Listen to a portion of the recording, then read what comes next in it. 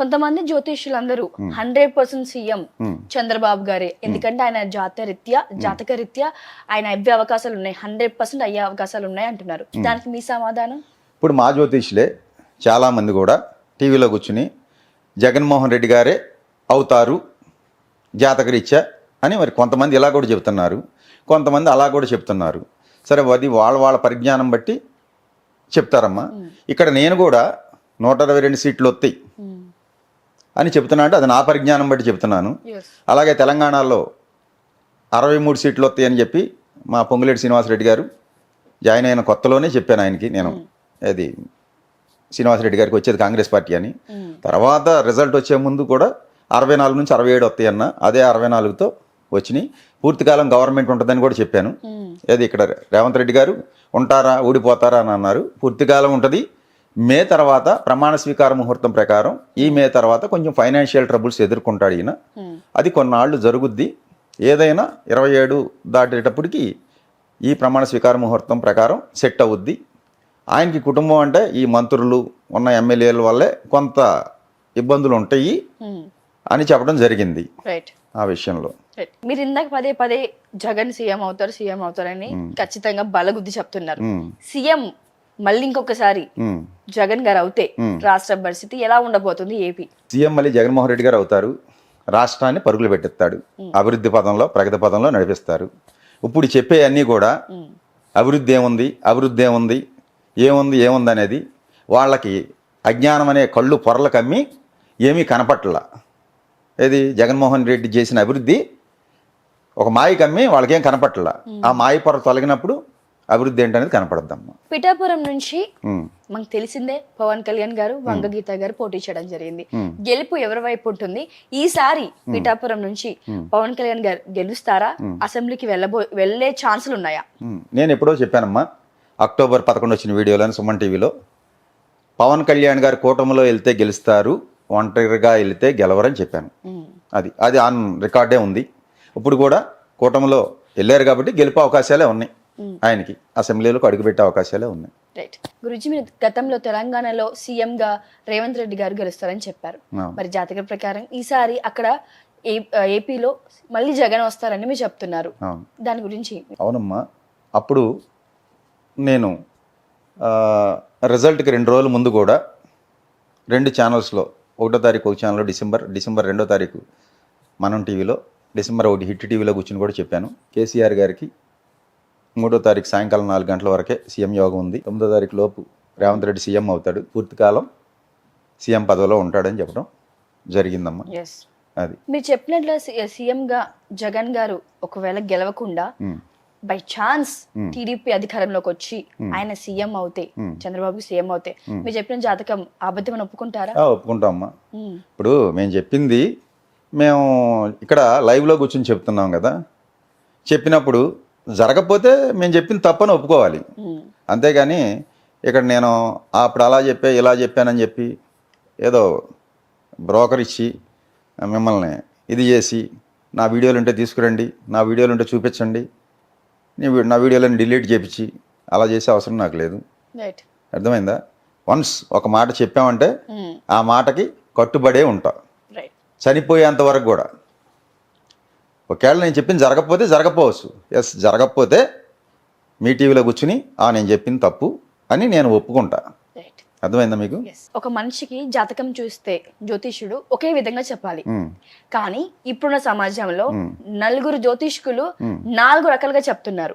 దాని గురించి మీరు ఏమంటారు? చెప్తారమ్మా, మీలో ఉన్న చైతన్యం ఒకటే, నాలో ఉన్న చైతన్యం ఒకటే.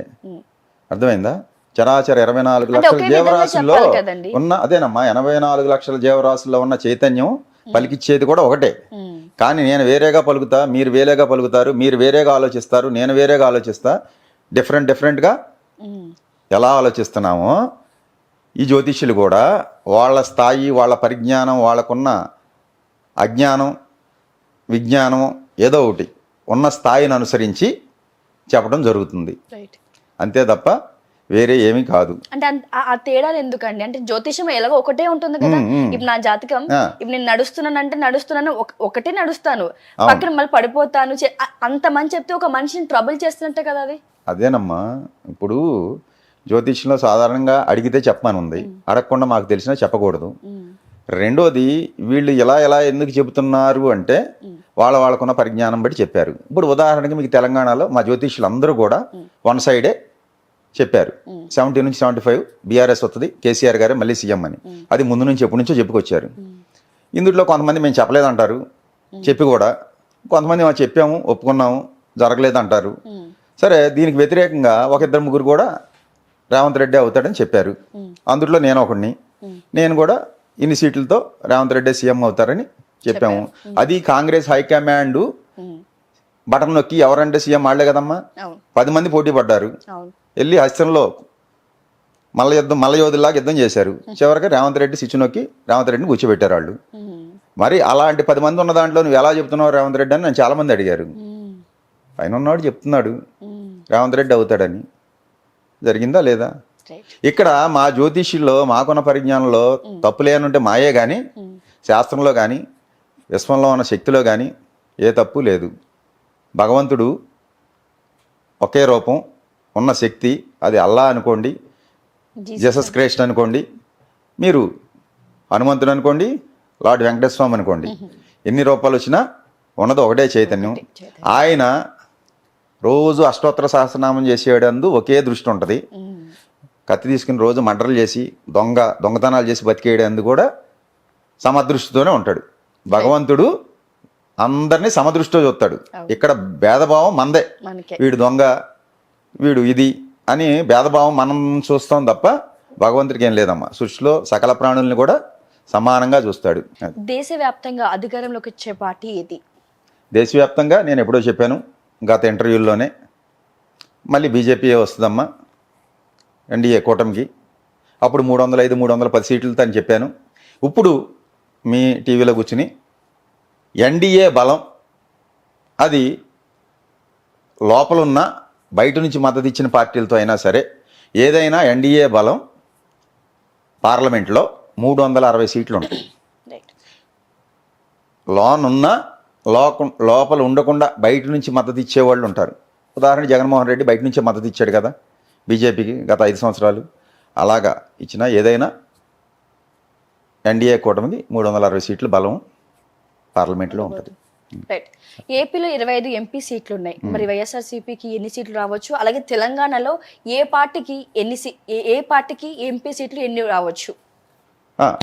ఆంధ్రాలో వైసీపీకి నేను చెప్పేది 20 ఎంపీ స్థానాలు వస్తాయని, కూటమికి 5 వస్తాయని చెప్పడం జరుగుతుంది. అలాగే తెలంగాణలో కూడా కాంగ్రెస్కి ఒక 9 ఎంపీ స్థానాలు వస్తాయి, ఎంఐఎం ఒకటి వస్తుంది, ఒక బీఆర్ఎస్ 3 నుంచి 4 ఉండొచ్చు, బీజేపీ ఒక 3 స్థానాలు ఉంటుందమ్మా, ప్లస్ ఆర్ మైనస్. ప్రస్తుతం జగన్ గారి జాతకం ఎలా ఉంది, అలాగే బాబు గారి జాతకం ఎలా ఉంది? జగన్ గారి జాతకం అయితే ప్రస్తుతం ఆయన కన్యా లగ్నం, ఆరుద్ర నక్షత్రంలో పుట్టాడు. బుధ మహాదశలో శుక్రుడి యొక్క అంతర్దశ నడుస్తుంది. రేపు నవంబర్ వరకు కూడా, అదే రేపు అక్టోబర్ డిసెంబర్ వరకు కూడా బుధ శుక్రులు ఇద్దరు అక్కడే ఉన్నారు వృచ్చికంలో. ఆయన జాతకం చూసామమ్మా. ఆయన జాతకం ప్రకారం మళ్ళీ 122 సీట్లు గెలుచుకుని మళ్ళీ ముఖ్యమంత్రిగా ఆయనే ప్రమాణ స్వీకారం రేపు ఆంధ్రాకి మళ్ళీ చేస్తారు వైజాగ్లో. రైట్.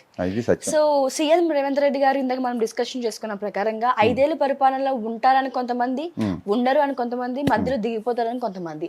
ప్రస్తుతం ఆయన జాతరీత్యా ఆయన సిచ్యువేషన్ ఎలా ఉండబోతుంది? నేను చూశానమ్మా ఆయన జాతకం, వేరే విశ్లేషణలో చెప్పాను. ఆయనకి ఫలానా దశ స్టార్ట్ అయింది, ఈ టైం నుంచి ఈ టైంకి తప్పకుండా ముఖ్యమంత్రి అవుతారని ఆ ఇంటర్వ్యూలో కేసీఆర్ గారి జాతక విశ్లేషణ, ఈయన జాతక విశ్లేషణ కూడా చేసి చెప్పడం జరిగింది. ఆయన కొండారెడ్డిపల్లిలో 4:30కి పుట్టారు. ఈ లగ్నం మేషలగ్నం, సప్తంలో ఈ గ్రహాలు ఉన్నాయని, షష్టాధిపతి సప్తంలో ఉన్న బుధ మహాదశ ప్రారంభం అయ్యాకే ఈయనకి సీఎం యోగం వస్తుందని చెప్పడం జరిగింది. అలాగే వచ్చారు. ఈయన పూర్తికాలం మీకు లైవ్లో చెప్తున్నాను, పూర్తికాలం 5 ఏళ్ళు సీఎంగా కొనసాగుతారు. ఇంతకుముందు కూడా 2014లో కేసీఆర్ గారు అవుతారని చెప్పాను. 2019లో 18 డిసెంబర్ 13న కేసీఆర్ గారు మళ్ళీ ప్రమాణ స్వీకారం చేస్తారని చెప్పాను. అలాగే చేశారు. ఆయన రేపు సాయంకాలానికి దిగిపోతారని చెప్పాను, అదే జరిగింది. అది రేపు 2019లో కూడా జగన్మోహన్ రెడ్డి గారికి 126 ఎమ్మెల్యే సీట్లు ప్లస్ 21 ఎంపీ సీట్లు వస్తాయి అన్నాను. నన్ను అందరూ వీడు ఏదో అని చెప్పి ట్రోల్ చేసి ఉమ్, అన్నారు. సరే వచ్చాక తెలిసింది కదమ్మా, రేపు కూడా వచ్చాకే తెలుస్తుంది. ఈలోపు ఈ 10 రోజుల్లో 15 రోజులు ఉంది మన వీడియో వచ్చేటప్పటికి రిజల్ట్ వస్తుంది. 15 రోజుల్లో కామెంట్లు చేస్తూనే ఉంటారు, వాళ్ళందరినీ మనం పట్టించుకోమమ్మా. Right. ఇది తెలంగాణలో బీఆర్ఎస్ పార్టీ అంతమైపోతుంది, ఇంకా కేసీఆర్ జైలుకి వెళ్తాడు అని అంటున్నారు. ప్రజెంట్ కేసీఆర్ గారి జాతక ప్రకారంగా ఆయన సిచ్యువేషన్ ఎలా ఉండబోతుంది గురు? అదే సిచ్యువేషన్ అయితే బాగోలేదమ్మా. నేను చెప్పాను అక్టోబర్ 9 నుంచి ఎప్పటి నుంచో ఆయనకి బాగోలేదు, బ్యాడ్ టైం స్టార్ట్ అయిందని. సో ఆ తర్వాతే డిసెంబర్ 19 వరకు ఉంది అది ఆ గ్రహం. ఆ జరిగే కాలంలో ఇబ్బంది ఉంటుంది అన్నాను. అదే టైంలో దిగిపోయారు, ప్లస్ పడిపోయి ఆయనకి సర్జరీ అయింది కూడా డిసెంబర్ 19 ముందే. సో ఆయనకైతే 2028 వరకు కూడా ఈ పార్టీ అయితే ఉంటుంది. ఆ తర్వాత ఆలోచించాలి ఉంటుందా ఉండదా అనేది. రైట్.